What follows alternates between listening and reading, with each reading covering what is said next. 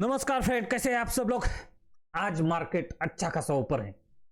बहुत दिनों से मार्केट गिर रहा था, लेकिन आज मार्केट संभलते हुए नजर आ रहा है। इसमें अहम भूमिका रही दो जो निफ्टी 50 के स्टॉक है, उनके रिजल्ट आए।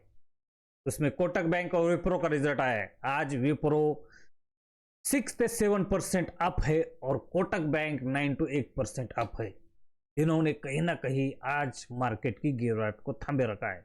निफ्टी में भी देखा जाए तो निफ्टी कहीं ना कहीं बैंक निफ्टी संभलते हुए नजर आ रहा है और निफ्टी का भी नीचे का बॉटम अच्छा बनता हुआ नजर आ रहा है। देख सकते हैं ये डाउन ट्रेंड में क्या मार्केट संभल सकता है क्या नहीं। इसमें हम रिजल्ट पे चर्चा करते हैं, तो पहले हम विप्रो के रिजल्ट पे चर्चा करते हैं। विप्रो का रिजल्ट अच्छा आया है। कहा जाए तो विप्रो बहुत दिन से कंसोलिडेशन कर रहा था और अच्छा उसने जंप दिखाया था। कंसोलिडेशन के बाद तो नजर ही आ रहा था कि शायद बड़े प्लेयर को पता है कि विप्रो का रिजल्ट आने वाले हैं और अच्छे आ सकते हैं। अगर विप्रो के टॉप लाइन ग्रोथ देखी जाए तो 0.59% की टॉप लाइन ग्रोथ है। ये टॉप लाइन ग्रोथ में इन्होंने इजाफा किया है। प्रॉफिट अगर देखा जाए तो 24.48% अप रहा है प्रॉफिट। अगर रेवेन्यू भी देखा जाए तो रेवेन्यू में भी ग्रोथ नजर आ रही है। 0.08% अप इसका रेवेन्यू पिछले अगर क्वार्टर एंड क्वार्टर में देखा जाए तो हमें नजर आ रहा है। प्रॉफिट इंक्रीज भी देखा जाए तो 4.52% अप है। इसके अहम कहा जाए तो इसके एक्सपेंसेस जो है, जो पिछले मुकाबले 4.52% डाउन है एक्सपेंसेस, लेकिन पिछले क्वार्टर के मुकाबले 4.18% अप नजर आते हैं। भले ही इसके एक्सपेंसेस बढ़ गए हो, लेकिन पिछले क्वार्टर के मुकाबले ये अच्छे खासे कम है। इसके मतलब इन्होंने अपने एक्सपेंसेस अच्छे कंट्रोल करते हुए नजर आ रहे हैं। विप्रो के लिए अच्छी बात है। अगर विप्रो के ऑपरेटिंग इनकम देखा जाए तो 4.89% क्वार्टर एंड क्वार्टर में अप नजर आ रहा है और ईयर देखा जाए तो 18.56% का इसमें जंप हमें दिखाई दे रहा है। ईपीएस में देखा जाए तो 3.2% का इसका ईपीएस है, लेकिन इसमें खास बात यह है कि ईयर परसेंट देखा जाए तो 13.88% इसमें बढ़ोतरी हमें नजर होती हुई नजर आ रही है। इंफोसिस ने जिस तरह से पिछले हफ्ते में मार्केट को गिराया था, तो डर यही लग रहा था कि शायद विप्रो के रिजल्ट कहीं खराब ना आ जाए। और आईटी अगर इस सेक्टर में अगर चलना है तो इंफोसिस, टीसीएस और विप्रो को तो चलना ही पड़ेगा। विप्रो के आईटी सेक्टर कुछ दिनों से अच्छा खासा बुलिश रन में दिख रहा है था, लेकिन जो इंफोसिस के एडीआर जो गिर गए थे उसके वजह से लग रहा था कि शायद मार्केट यहाँ गिरेगा, लेकिन विप्रो से इसने संभल लिया। अगर आप अगला रिजल्ट देखते हैं तो जो कोटक बैंक का रिजल्ट है तो इस पर हम चर्चा दे। देखो, कोटक बैंक के रिजल्ट अच्छे खासे रहे।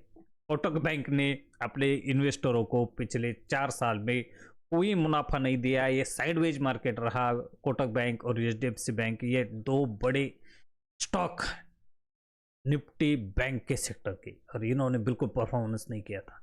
लेकिन इस बार कोटक बैंक ने अच्छा रिजल्ट दिखाया है। उनका अगर देखा जाए तो 3,305 करोड़ क्वार्टर एंड क्वार्टर में इन्होंने प्रॉफिट जनरेट किया है और पिछले क्वार्टर के मुकाबले ये सीधा 10% का जंप है। ये कोटक बैंक के लिए अच्छा है। आज कोटक बैंक 10% ऊपर आए, तो ये कोटक बैंक ने अच्छा किया। अगर इसका इंटरेस्ट अर्निंग देखी जाए तो जो इंटरेस्ट इनको मिलता है और जो ये पेड करते हैं, इनमें भी अगर देखा जाए तो कहीं ना कहीं इनको 10% जंप हमें दिख रहा है इंटरेस्ट अर्निंग। और इसमें देखा जाए तो क्वार्टर और क्वार्टर देखा जाए तो 7,196 करोड़ का नेट इंटरेस्ट मार्जिन में इनको मुनाफा हुआ है और इसमें 4.93% अप हमें दिख रहा है। तो आप ये देखा जाए तो सीधा पैट मतलब इंटरेस्ट आफ्टर टैक्स में जंप नजर आता है। यहाँ कोटक बैंक ने 10% के जंप दिए हैं। कोटक बैंक के इस रिजल्ट से और पिछले जो एक्सिस बैंक का रिजल्ट आया था पिछले हफ्ते में, तो डर यही लग रहा था कि शायद कोटक बैंक के रिजल्ट भी खराब आएगा। एक्सिस बैंक, कोटक बैंक, ये 4-5 बैंक एक ही सेक्टर के लोगों को ज़्यादा तो यूज़ करते हैं। इनका जो भी होल्डिंग है इसी सेक्टर के लोगों का है। और कहीं ना कहीं हमें डर तो लग रहा था कि एक्सिस बैंक के रिजल्ट जो खराब आए, लेकिन कोटक बैंक ने मार्केट को संभाल लिया। अगले हफ्ते आने वाली, मुझे इसी हफ्ते आने वाले हैं एचडीएफसी और आईसीआईसी के रिजल्ट आएंगे। फिर इस दोनों के रिजल्ट पर हमें पता चलेगा कि मार्केट किस साइड में जा रहा है। तो इससे मार्केट ऊपर जाने की ज़्यादा आशंका है। लेकिन मार्केट में और भी कुछ सेक्टर है जो मार्केट को ड्रॉप कर रहे थे। इसमें से अगर मेजर सेक्टर है तो जो हमारा रुपया है कहीं ना कहीं और डिक्रीज होता हुआ नजर आ रहा है, और इसके सामने कहीं ना कहीं अमेरिकन डॉलर इंक्रीज होता हुआ नजर आ रहा है। मेजर करेंसी का ही हमें प्रॉब्लम है। और अमेरिका जो बाइडन है, जाते जाते उन्होंने जो रशिया पे सैंक्शन लगा दिए, जो शिप है जो इंपोर्ट करने में हम इस्तेमाल करते हैं, उस शिप के जो इंश्योरेंस कंपनी है उन पर भी उन्होंने कहीं ना कहीं सैंक्शन लगा दिए। और इसके वजह से कहीं ना कहीं आने वाले टाइम पर हम पर ज़्यादा और प्रेशर आने वाला है। हमारा कहीं ना कहीं जो रुपए है वो डिप्रिशिएट कर सकता है, और कहीं ना कहीं डॉलर इसके मुकाबले ज़्यादा मजबूत होता हुआ नजर आ रहा है। डोनाल्ड ट्रंप आने वाले, अब डोनाल्ड ट्रंप ने तो ली है, कुर्सी संभाल ली है, वो क्या कर सकते हैं। लेकिन अगर हमारा रुपया जो गिर रहा है, इसमें हमें ऑयल इंपोर्ट करना पड़ता है, गोल्ड इंपोर्ट करना पड़ता है, और इसके सिवा हम सर्वाइव नहीं कर पाते। हमारी इंडस्ट्री के लिए अहम कंपोनेंट है। लेकिन इसमें जो रुपया गिरता हुआ नजर आ रहा है, इसमें सबसे देखा जाए तो हमारा रुपया इतना गिरा है, लेकिन हमसे भी ज़्यादा लोग जो कंट्री है उसका रुपया गिरता हुआ नजर आ रहा है। देखा, ग्रेट ब्रिटेन 1.7% उसका रुपया भी नीचे गया है, मैक्सिको का 2%, और चाइना का ये है। लेकिन चाइना को अगर डिप्रिशिएट भी होता है तो उसको प्रॉफिट ही जनरेट होता है, क्योंकि वो ज़्यादा एक्सपोर्ट करता है, इंपोर्ट ज़्यादा करता नहीं है। तो हमारे लिए वो खतरे की घंटी है।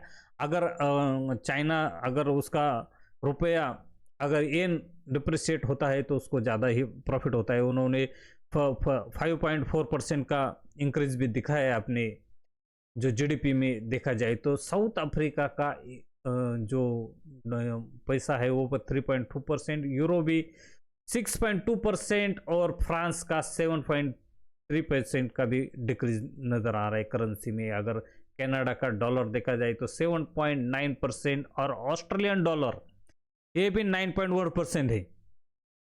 और जापान जो हमसे आगे बड़ी जो देखा जाए मार्केट है उसका 10.3%, तो हमसे ज़्यादा गिरा है जापान का भी। न्यूजीलैंड का भी डॉलर है 11.4%, और साउथ अफ्रीका का ऑन जो 12.4% है, और रशिया का रूबल है वो 18.6% गिरा है। रशिया पर इसका खासा असर नजर आ रहा है, हमसे भी ज़्यादा असर नजर आ रहा है। और ब्राज़ील का रियल जो है 21.6% गिरता हुआ नजर आ रहा है। और सबसे जो करेंसी है टॉप के, जो मेन जो टॉप के कंट्री है, उसमें हम कम से कम चौथे नंबर पर आ रहे हैं। लेकिन हमारा देश पॉपुलेशन के हिसाब से बहुत बड़ा है, और हमारा देश की जो जीडीपी ग्रोथ है कहीं ना कहीं वो घटती हुई नजर आ रही है। इसके वजह से साफ नजर आ रहा है कि जो डॉलर अच्छा हो रहा है, स्ट्रांग हो रहा है, इसके वजह से हमारा डिप्रेशन हो रहा है कहीं ना कहीं। इसके वजह से जो फॉरेन इन्वेस्टर है वो हमसे निकल कर कहीं ना कहीं वापस अमेरिका में शिफ्ट हो रहे हैं, और जो शिफ्टिंग हो रही है उसके वजह से और हम पर प्रेशर नजर आ रहा है।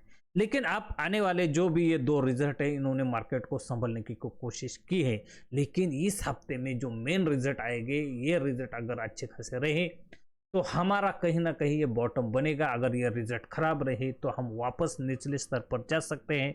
ऊपर से जो कुछ अनाउंसमेंट हुई है यूरोपियन जो कुछ एजेंसी की, वो हमारे लिए अच्छी नहीं रही। उन्होंने कहा कि इंडिया की ग्रोथ थोड़ी डिक्लाइन पर जा सकती है उनके हिसाब से, लेकिन हम अच्छे खासे स्टैंड पर है। आप ये यहाँ से हम क्या आगे जा सकते हैं क्या नहीं जा सकते, इस पर हम जरूर चर्चा करेंगे आने वाले वीडियो में। ये वीडियो अगर आपको अच्छा लगा तो इसको लाइक, शेयर और सब्सक्राइब करना ना भूले। Thank you, take care, bye bye.